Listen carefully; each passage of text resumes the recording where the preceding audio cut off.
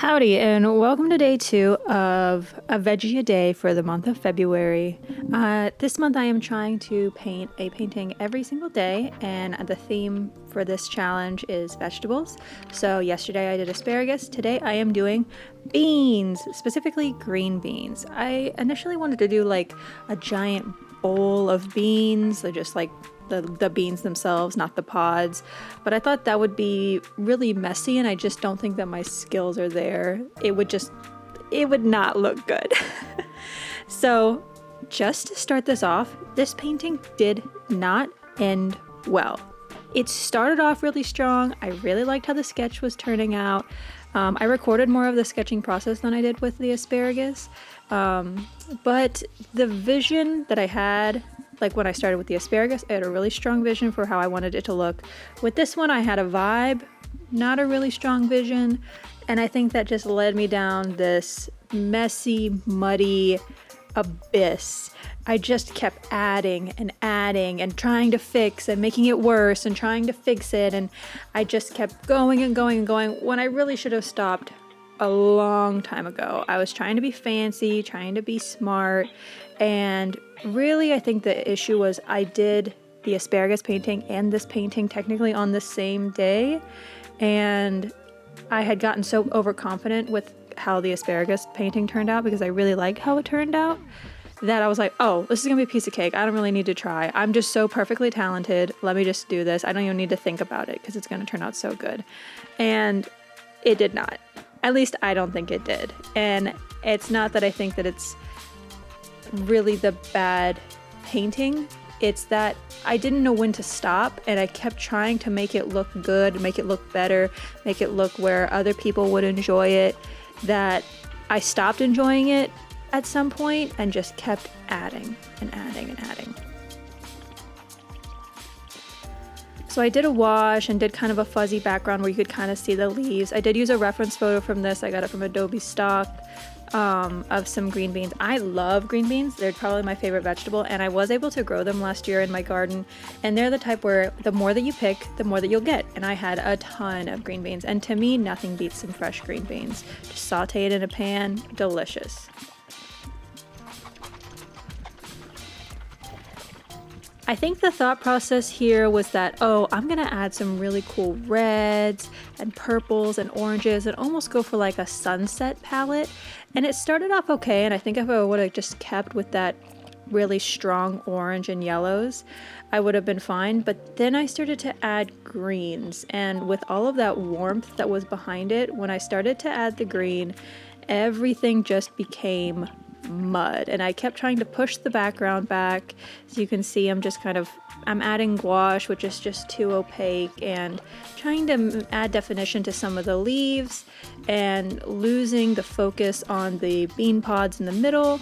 And so I think that today, day 2 of beans, is just a lesson of like, not every painting is going to turn out good, but I really did enjoy it when I was making it. It's always super fun to paint, and it's okay that it didn't turn out good because I can always just make another one, you know? And I learned while I was doing it. That's the real lesson here, is I learned before you go into it, if you've got a strong vision or you've got an idea, like I wanted to do the sunset palette, stick with it. Don't second guess yourself thinking, oh, well, people aren't going to know it's green beans. People aren't going to think this, or people aren't going to think that. Just paint how you want to paint and how you are enjoying it. Oh, here's where I messed up. I started going in with gouache, mixing it with watercolor, adding what I thought would be a wash over the pods, and then it's chalky. When you try to flatten out or thin out gouache, it kind of becomes like you're covering it in chalk. It's very matte, very opaque, and it just became a mess. This is a bad one.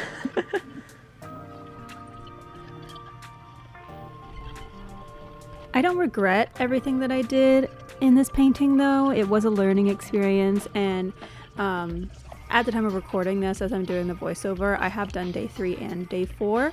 And that's beets, and I think I did cauliflower, and I learned a lot by doing this one, and so I was able to use what I learned doing beans to paint the beets.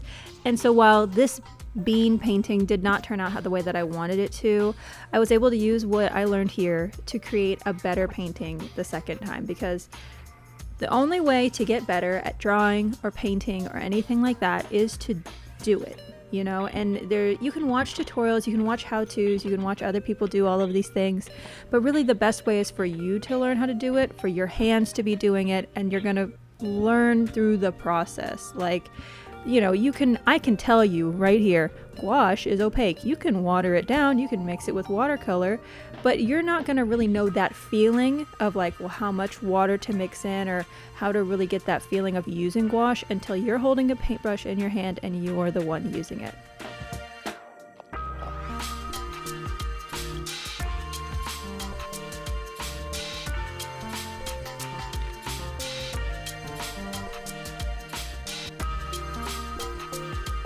It was around this point that I just was not having fun anymore, but I just kept adding and adding, because when I was looking at the painting, I wasn't liking what I was seeing.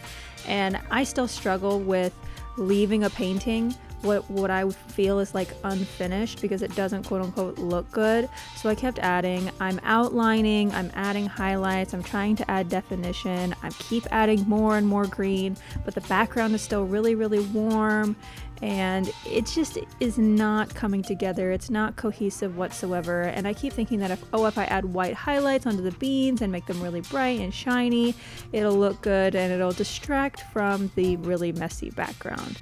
Eventually, I came to the conclusion of, you know what, it is what it is. I've learned from it. This is just going to be one of those paintings that it's not a 10 out of 10.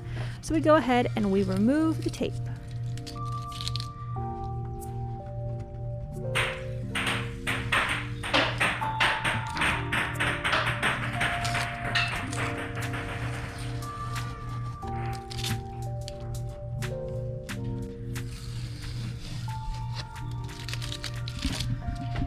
So here's the painting up close. I think that the drawing of it wasn't too bad, and it could have been really good, but it was just a learning painting.